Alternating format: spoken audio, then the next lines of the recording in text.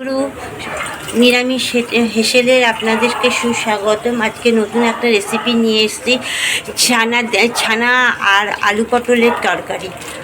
ছানার জন্য দুধ বসিয়ে দিলাম।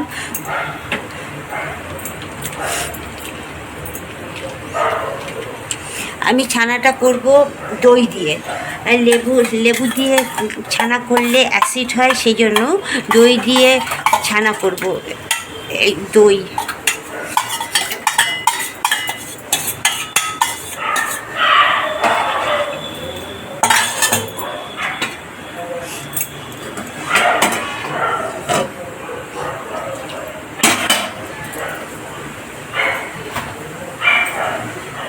গেছে। এটা এখন কি সুন্দর ছানাটা কেটেছে, দই দিয়ে ছানাটা করেছি। ছানাটাকে কাটা হয়ে গেছে। আমি এটাকে শক্ত একটা শক্ত বানাবো, সেই জন্য ছাঁকনিতে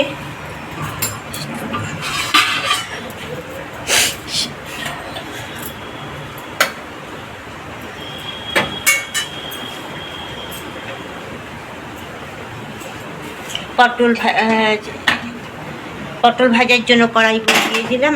এইদিকে ছাঁকনিতে ছানাটাকে ছেঁকে নিচ্ছি।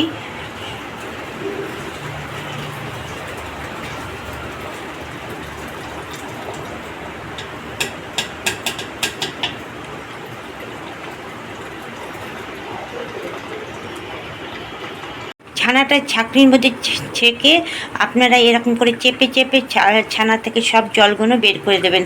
আমি এই ছানার জলটা আবার ফেলবো না, আমি ভাতে দিয়ে দেবো। ভাতটা খুব আরও টেস্টি হয়। ছানার জলটা ভাতে দিয়ে দেবেন, কিংবা আটা মাখবেন।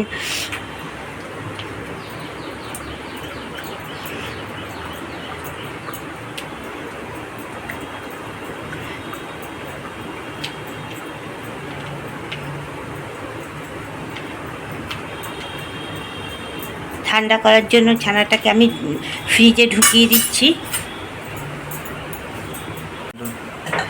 আপনারা পটলটা এরকম করে কাটবেন। কেটে পটলের মধ্যে একটু হলুদ মাখিয়ে নেবেন।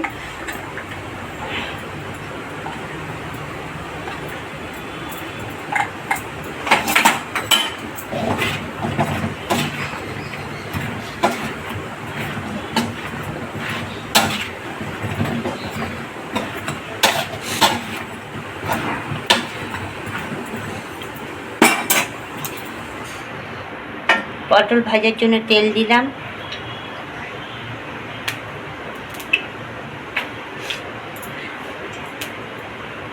পটলের একটা বিচ্ছিরি গন্ধ আছে, সেই জন্য গন্ধটা যাতে না লাগে, বাচ্চারা খেতে চায় না, আমি সামান্য একটু তেলের মধ্যে ঘি দিয়ে দেব। দেখতে পাচ্ছেন, অল্প একটু ঘি দিয়ে গেছি। নুন দিয়ে দিলাম যাতে তেলটা না ছড়ায়। এবার পটলগুলো দিয়ে দেবো।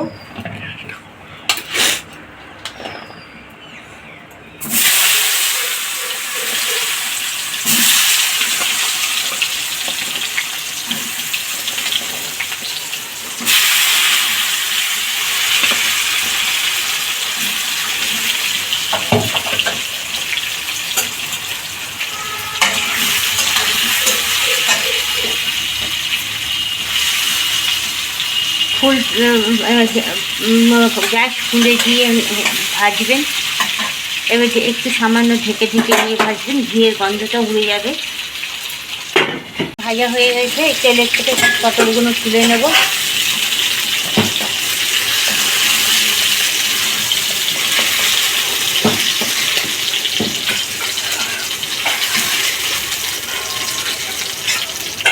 এইবার আমি ছানাটা ভাজবো। তেলের মধ্যে সামান্য হলুদ দেব, একটু নুন, যাতে ছানার মধ্যে নুনটা ঢোকে। গরম ছানা ভাজবেন না, ছানাটাকে ঠান্ডা করে নিয়ে ভাজবেন। এই দেখুন কি সুন্দর হয়েছে দেখতে।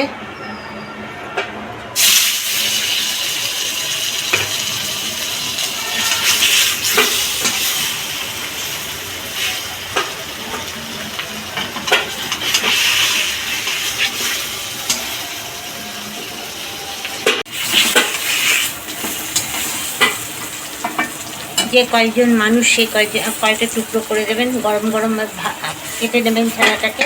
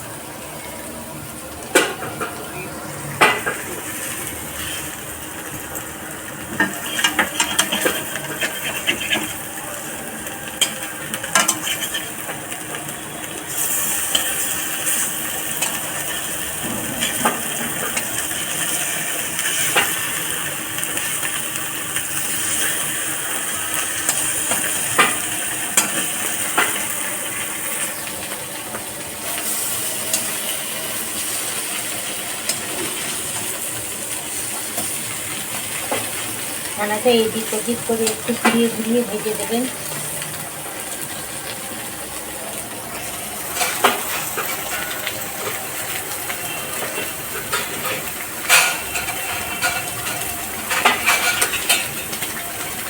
ছানাটা ভাজা হয়ে গেছে, এবার তুলে নেব, গ্যাসটা কমিয়ে নেব।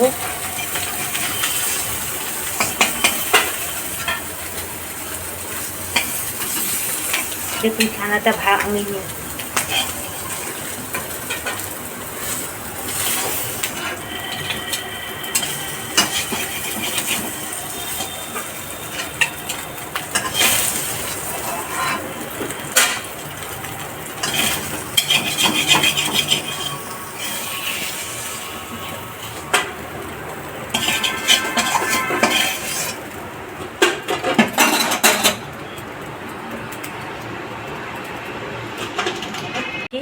এবার তরকারিটা করব। তেলের মধ্যে একটু পটল, এখনো পটল খেতে ভালো লাগে না, একটু সামান্য গরম মশলা দিয়ে দিলাম। আমি গরম মশলাটা গুঁড়ো করে রেখেছিলাম।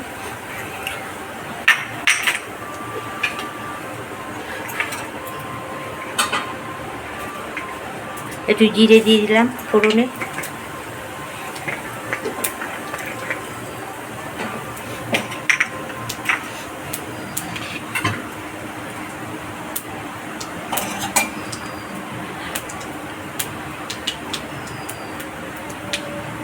টমেটো কেটে রেখেছি, টমেটোটা দিয়ে দেব।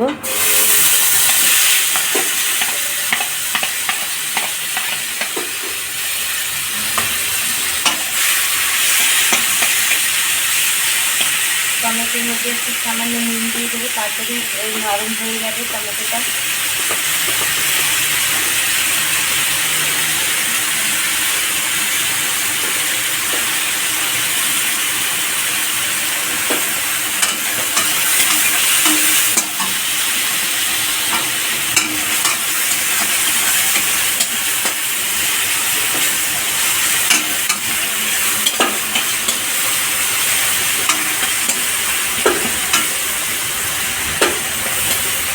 সবসময় টমেটো ভীষণ শক্ত। এবার একটু জিরের গুঁড়ো,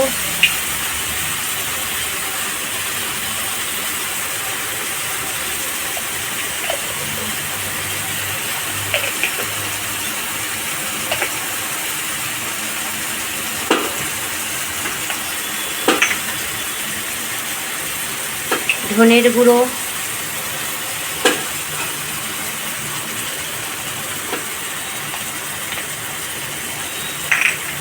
হলুদ,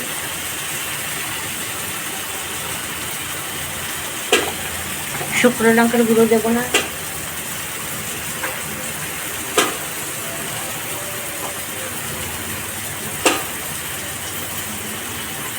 কটা কাঁচা লঙ্কা,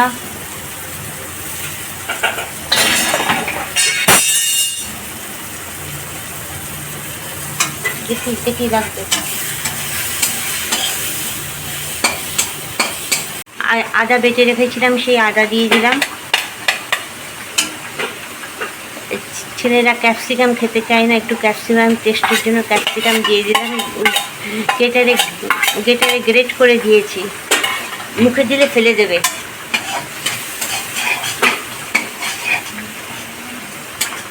মশলা থেকে তেল ছেড়ে গেলে তখন আমার মশলা কষানো কমপ্লিট হয়ে যাবে।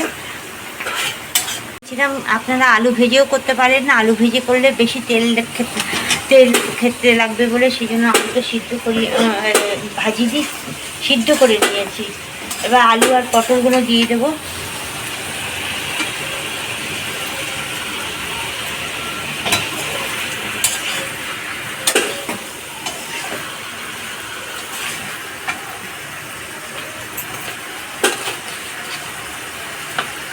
আগে নুন দিয়েছি, সেই বুঝে নুনটা দেবো।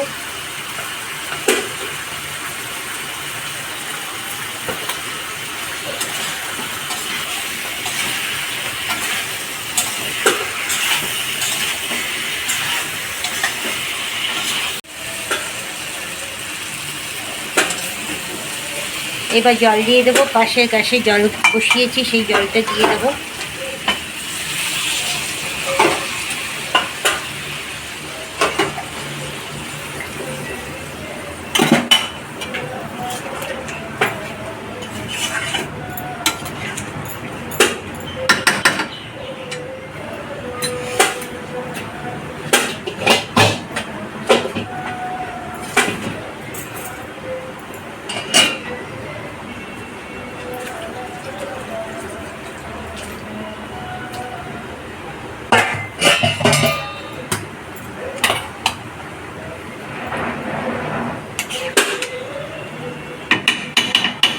ছানাগুলো দিয়ে দেবো।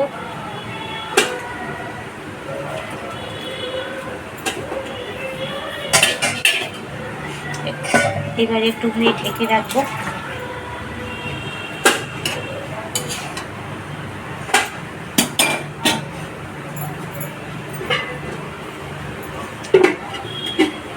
দেখছি কেমন হয়েছে।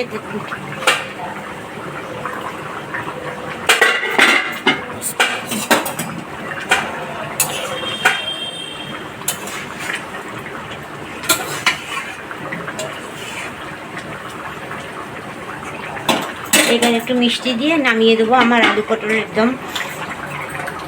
পটলের তরকারি হয়ে গেল।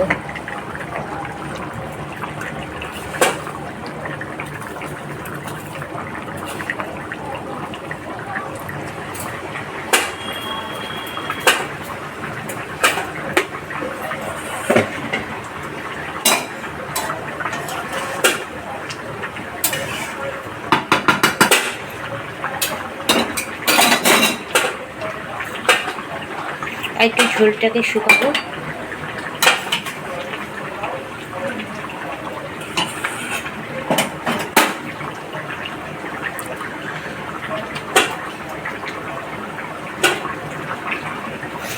দেখুন ছানাগুলো ভাঙিনি, যেরকম ছানা দিয়েছি সেরকম।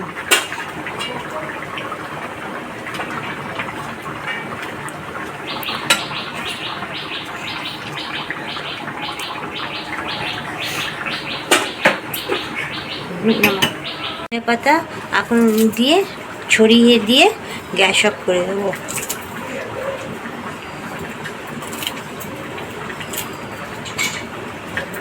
দিয়ে ঢেকে দেবো।